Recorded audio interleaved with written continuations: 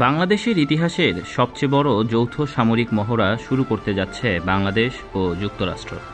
এই মহড়াতে মার্কিন সেনাবাহিনীর সদস্যরা বাংলাদেশ সেনাবাহিনীকে যুদ্ধের আধুনিক কলাকৌশল, উন্নত সমরাস্ত্র পরিচালনা, আহতদের উদ্ধারসহ বিভিন্ন বিষয়াদি প্রশিক্ষণ প্রদান করবে। প্রায় ৩,০০০ মার্কিন সৈন্য কক্সবাজারের এই যৌথ মহড়ায় অংশগ্রহণ করবেন। এই মহড়াটি অনুষ্ঠিত হবে কক্সবাজার সেনাঘাঁটিতে, যেটি মিয়ানমার সীমান্ত থেকে মাত্র ৩০ কিলোমিটার দূরত্বে অবস্থিত। দীর্ঘদিন ধরেই বাংলাদেশ ও যুক্তরাষ্ট্রের মধ্যে সামরিক প্রশিক্ষণ বিনিময় কর্মসূচি চালু থাকলেও সেটি ছিল খুবই সীমিত পরিসরে। তবে বাংলাদেশের ইতিহাসে এবারই প্রথমবারের মতো এত বড় পরিসরে যুক্তরাষ্ট্রের সঙ্গে সামরিক মহড়া শুরু করল বাংলাদেশ সেনাবাহিনী। বাংলাদেশের সঙ্গে যুক্তরাষ্ট্রের এই মহড়া নিয়ে উদ্বেগ প্রকাশ করছে ভারত ও মিয়ানমার। ভারতীয় গণমাধ্যমগুলোর দাবি, ভারতকে অস্থিতিশীল করতেই বাংলাদেশে নিজেদের সামরিক শক্তি বৃদ্ধি করতে চাচ্ছে যুক্তরাষ্ট্র। প্ল্যান পূর্ব ভারতকে কাট অফ করার, প্ল্যান পূর্ব ভারতকে বিচ্ছিন্ন করে দেওয়ার, এবং এটা ডিপ স্টেট আজ নয়, দীর্ঘদিন ধরে করছেন। মাত্র কিছুদিন আগে চট্টগ্রামের জহুরুল হক বিমান ঘাঁটিতে যৌথ সামরিক মহড়া শুরু করে বাংলাদেশ ও যুক্তরাষ্ট্রের বিমান বাহিনী।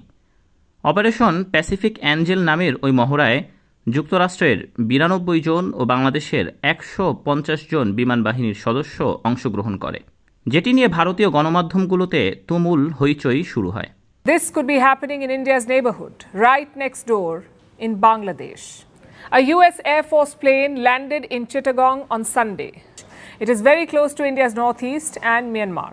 বাংলাদেশ ও যুক্তরাষ্ট্রের মধ্যে ঘন ঘন সামরিক মহড়া উদ্বেগ বাড়াচ্ছে ভারত ও মিয়ানমারের মধ্যে। কিছুদিন আগেই মার্কিন কংগ্রেসে আরাকানকে বাংলাদেশের সঙ্গে যুক্ত করার প্রস্তাব উঠেছে। তার কিছুদিন পরই কক্সবাজারে মার্কিন যুক্তরাষ্ট্রের এ ধরনের সামরিক মহড়ার প্রস্তুতি উদ্বেগ বাড়াচ্ছে ভারত ও মিয়ানমারের মনে। ভারত ও মিয়ানমার উভয় দেশই চায় বাংলাদেশ আগের মতো জোট নিরপেক্ষ নীতিতে চলুক, কিন্তু বাংলাদেশ দীর্ঘদিন যাবৎ জোট নিরপেক্ষ নীতিতে চলার কারণে বৈশ্বিক রাজনীতিতে একা হয়ে পড়েছে, যার ফলে মিয়ানমার বাংলাদেশের দিকে প্রায় ১৩ লক্ষ রোহিঙ্গাকে ঠেলে দিলেও বাংলাদেশকে সহযোগিতা করার জন্য কোনো দেশ এগিয়ে আসেনি। বঙ্গোপসাগরীয় অঞ্চলে যুক্তরাষ্ট্র ও বাংলাদেশের স্বার্থ প্রায় অভিন্ন। বিশেষ করে রোহিঙ্গা সংকটের সময় ভারত ও চীন সরাসরি বাংলাদেশের বিপক্ষে গিয়ে মিয়ানমারকে সহযোগিতা করেছে। এমনকি চীন ও ভারত বাংলাদেশের বিপক্ষে জাতিসংঘে ভোট দেয়। ২০১৭ সালে রোহিঙ্গা সংকটের সময় ভারত মিয়ানমারকে একটি কিলো ক্লাস সাবমেরিন বিনামূল্যে উপহার দেয়। তাছাড়া চীন ও রাশিয়া থেকে বিপুল পরিমাণ অস্ত্র সহযোগিতা লাভ করে মিয়ানমারের জান্তা বাহিনী। বিপরীতে আন্তর্জাতিক অঙ্গনে বাংলাদেশ প্রায় একা হয়ে পড়ে। যুক্তরাষ্ট্র দক্ষিণ এশীয় অঞ্চলে একটি মিত্র রাষ্ট্র খুঁজছে, সেক্ষেত্রে বাংলাদেশই তার প্রথম পছন্দ। ডক্টর ইউনূস সরকার ক্ষমতায় আসার পর থেকেই বাংলাদেশের সঙ্গে যুক্তরাষ্ট্রের সম্পর্ক ঘনিষ্ঠ হতে শুরু করে। যুক্তরাষ্ট্র ভারতীয় পণ্যের ওপর ৫০% শুল্ক আরোপ করলেও বাংলাদেশি পণ্যের ওপর মাত্র ২০% শুল্ক আরোপ করে। ডক্টর ইউনূস বাংলাদেশের অতিমাত্রায় ভারত নির্ভরতা থেকে বেরিয়ে এসে যুক্তরাষ্ট্রে ও চীনের সঙ্গে ভারসাম্যমূলক সম্পর্ক প্রতিষ্ঠা করতে চাচ্ছেন। ভারত বাংলাদেশে কোনো বৈদেশিক পরাশক্তির উপস্থিতি দেখতে চায় না, কারণ বাংলাদেশে যুক্তরাষ্ট্রের যে কোনো ধরনের উপস্থিতি ভারতের আঞ্চলিক প্রভাবকে ক্ষুণ্ণ করবে। বাংলাদেশ যদি যুক্তরাষ্ট্রকে সামরিক ঘাঁটি তৈরি করতে দেয়, তাহলে বাংলাদেশের সঙ্গে ভারতের সম্পর্কের মারাত্মক অবনতি হতে পারে।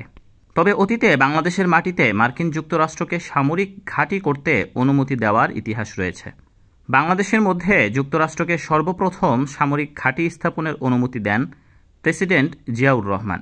১৯৮০ সালে তালপট্টি দ্বীপ নিয়ে বাংলাদেশের সঙ্গে ভারতের যুদ্ধাবস্থা সৃষ্টি হলে বাংলাদেশের সাবেক প্রেসিডেন্ট জিয়াউর রহমান মার্কিন যুক্তরাষ্ট্রকে বাংলাদেশে সামরিক ঘাঁটি স্থাপনের অনুমতি দেন। কিন্তু তার এই অনুমোদনের কিছুদিন পরেই এক ব্যর্থ সেনা অভ্যুত্থানে তিনি মারা যান। জিয়াউর রহমানের মৃত্যুর পর বাংলাদেশে মার্কিন ঘাঁটি স্থাপনের আলোচনা আর বেশি দূর এগোয়নি। অনেক ঐতিহাসিকের মতে তালপট্টি দ্বীপ নিয়ে ভারতের সঙ্গে বিরোধে জড়ানোর কারণেই বাংলাদেশের সাবেক রাষ্ট্রপতি জিয়াউর রহমানকে অকালে প্রাণ দিতে হয়েছে। প্রেসিডেন্ট জিয়াউর রহমান মূলত বাংলাদেশকে ভারতের প্রভাব বলয় থেকে বের করে আনার জন্যই বঙ্গোপসাগরে যুক্তরাষ্ট্রকে সামরিক ঘাঁটি স্থাপন করার অনুমতি দেন। সে সময় তিনি যুক্তরাষ্ট্রের তৎকালীন প্রেসিডেন্ট জিমি কার্টার সঙ্গে বাংলাদেশের সামরিক ঘাঁটি স্থাপনের একটি চূড়ান্ত খসড়া চুক্তিতে সই করেন। প্রেসিডেন্ট জিয়াউর রহমানের আমলে বাংলাদেশের সঙ্গে মার্কিন যুক্তরাষ্ট্রের সামরিক ও অর্থনৈতিক সম্পর্ক এক অনন্য উচ্চতায় পৌঁছায়।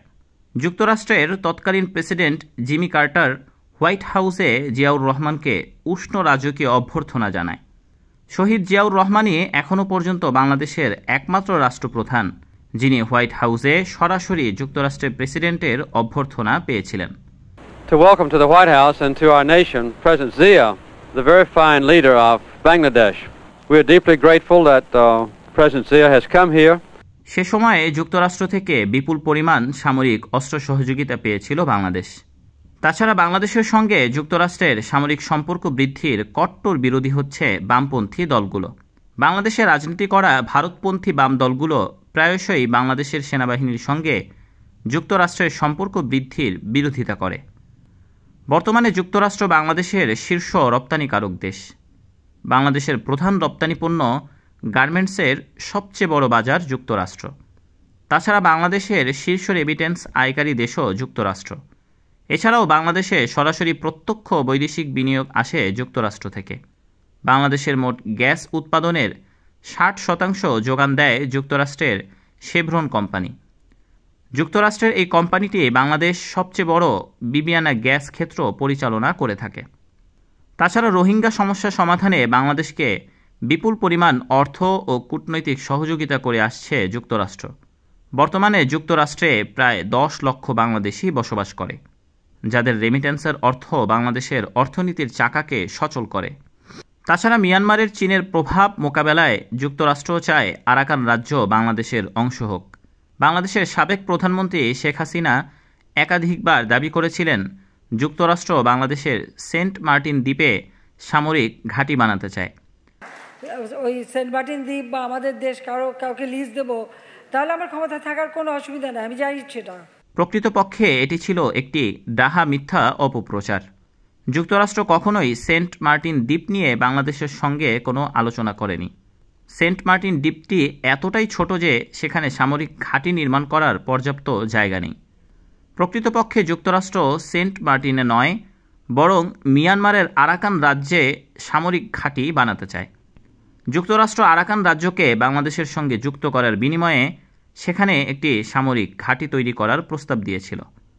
কারণ কৌশলগতভাবে আরাকান খুবই গুরুত্বপূর্ণ একটি অঞ্চল, যেখান থেকে চীন ও ভারতের মতো দুই বৃহৎ শক্তিকে নিয়ন্ত্রণ করা সহজ। তবে শেখ হাসিনা সে সময় যুক্তরাষ্ট্রের ওই প্রস্তাব প্রত্যাখ্যান করে। যুক্তরাষ্ট্র নিজেদের স্বার্থে মিয়ানমারের আরাকান রাজ্যে তাদের উপস্থিতি বাড়াতে চাইলে সেটি পরোক্ষভাবে বাংলাদেশের স্বার্থের জন্য লাভজনক। কারণ আরাকান যদি মার্কিন যুক্তরাষ্ট্রের উপস্থিত থাকে তাহলে সেখানে রোহিঙ্গা প্রত্যাবর্ষণের কাজও আরও সহজ হবে। তো বন্ধুরা, বাংলাদেশের জাতীয় স্বার্থের জন্য ভারত নাকি যুক্তরাষ্ট্র, কোন দেশের সঙ্গে সম্পর্ক রাখা লাভজনক? আপনার মূল্যবান মতামত জানিয়ে দিন আমাদের কমেন্ট বক্সে। দেখা হবে পরবর্তী কোনো ভিডিও নিয়ে। সে পর্যন্ত ভালো থাকুন। আল্লাহ সকলকে সুস্থ রাখুন। আসসালামু আলাইকুম ওয়া রাহমাতুল্লাহ। আপনার মূল্যবান মতামত আমাদের কমেন্ট বক্সে জানিয়ে দেন।